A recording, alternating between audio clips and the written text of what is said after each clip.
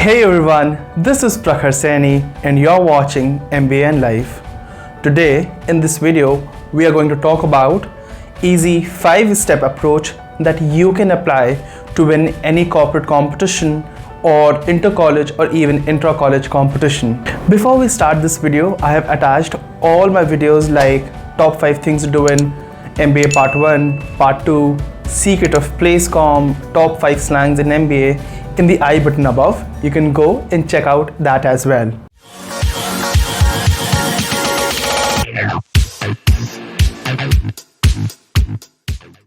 Step number 1, courage to participate.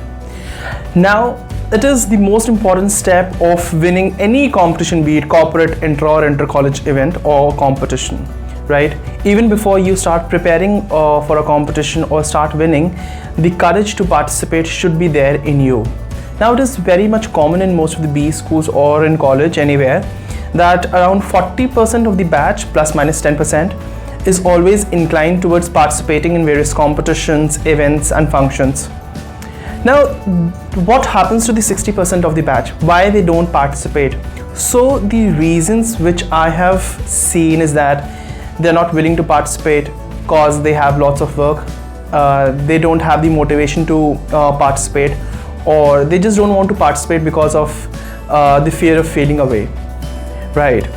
But the most common things which I have seen why students do not participate, because they are lazy to do that extra effort that all goes into participating and winning a competition, and they are afraid what if they'll fail. So don't hesitate from doing that extra work that goes into doing an amazing work in competition, or don't hesitate because of the feeling of failing in a competition. Just go and participate. If you have done this one step, there is a huge probability that you might go a long way in that competition. Step number 2, research. Now, it is very important to have great content for a good candidature in a competition. So it is very important that you research well before you go for any competition or when you have entered into a competition. And such competitions are organized by various companies like HUL, ITC, Hero MotoCorp, L'Oreal, Xiaomi, Samsung, etc. So it is very important that you do a great and good quantity of research. Now, doing research, you can take these 3 steps. First, that is product or service level research. When you get a product or service to innovate or to create a new product or to have any things you have to justify in a competition, you need to do product and service level research so that you know what all products that company has and what are the products offered by the various other company in the market and what are the competitors of that product and the services. Tier 2 level research, that is organization or brand level research. Now, it is very important to research about the brand or the company for which you have got the product or the service to innovate, to create or to do anything that the competition has asked you to do. When you will do the research about the company or the brand, you will be able to sync your innovative thoughts with the vision, mission and goals of that company. So it is very important to have a well-researched material about what the company do, what all thoughts they have regarding launching a new product and what all product and services they have in their entire bucket. Tier 3 level research. Now, when you're doing tier 3 level research, you need to research about the industry in which that company is or the brand is. When you will do tier 3 level research, you will see what's going in the industry, what's the new current technology the other competitors are using to build that service or that product. So when you are having your thoughts and technology for that particular product or service which you have got in a competition, and you are doing the industry level research, you will get a broader perspective and the broader view of what is going on in the industry, and then you will be able to create a unique and innovative solution for that competition. So here I'll tell you my example. In one of the Pan India strategy competition, my team and I were given a company, and that company has to launch electric scooters in India. So we have to prepare the marketing strategy, HR strategy, finance, how we'll manage the finance of that company, operations, supply chain, etc. Each and everything. We researched on all these three levels, that is the product level research, organizational level research, and the industry level research. Our content was so well researched that not only we won the competition, but after 6 months through the news we got to know that the company which we have got for the competition purpose, that company is launching electric scooters, and it was onto the similar lines which we presented in the competition. Step number 3, practice. Practice is that one golden rule which cannot be substituted by any other thing. So practice a lot. Once you have created your documentation, once your presentation is complete, do practice with your teammates or the team members in that competition. Practicing will first of all help you to time your presentation. Now in most of the competition you will get the time limit like 3 minutes, 5 minutes, 7 minutes or 10 minutes of presentation time. So when you are practicing, it will help you to remove the extra words in your presentation when you are speaking, and it will help you to limit your presentation in that time constraint which you have got. And the second most important thing, that it will help you to use the correct keywords and not use any other extra words that can increase your time limit. So again here I would like to give my example only. In one of the strategy competition, we had so much content in the presentation that we were exceeding our time limit, which was of 10 minutes, and while practicing we were taking time of 15 minutes.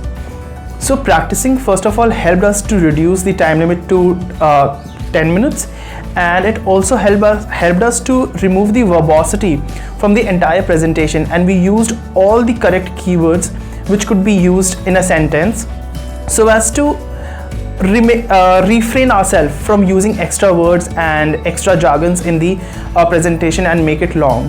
And the result was that we stood third in that competition. So practice is that one golden rule which you should definitely follow after you have completed your documentation and prepared your presentation for that specific event or competition. Step number 4, figuring out your failure. Now I totally believe in this point that failing a competition is an absolutely great thing, but all this I'm saying with a caveat. When you have prepared well for that competition, when you have researched well for that competition, when you have practiced well, and then you are failing, then it is a very good thing, because then you'll be able to find out what are the loopholes, what all things which didn't work for you, what things you have to improve on. Why I totally believe in this concept that failure is a good thing in a competition, especially when you are prepared. In my first year, I went to IIM Ahmedabad for Model United Nations after clearing the first round. There I was very prepared, I gave my best, but I lost the competition, and I was completely shattered in my mind and in my heart that I've lost the competition. I was representing my college, this and that. But later I found out what all things I did bad, or what all things I didn't do, or what are the areas where I can improve on so that I can perform better next year. And the result was that I figured out all my loopholes, all my faults, and where I didn't do much well, and as a result I received the special mention award. So it is very important to understand why you have failed, what are the loopholes, and especially learning from them so that you don't repeat the next time. 5, don't get intimidated. Now this is a serious problem which all the students go through, that they get intimidated by the environment, by the people. Now once a student has prepared well for that competition, they have done all the documentation, presentation, and now it is the D-Day, they get intimidated and they get scared by the diverse people around them, by the knowledge level of all these participants for that competition. So don't get intimidated by them. If you're prepared, do best and put your best foot forward. Rest is taken care. So in the very beginning of my 2-year PGDM journey, I participated in a debate competition, inter-college debate competition.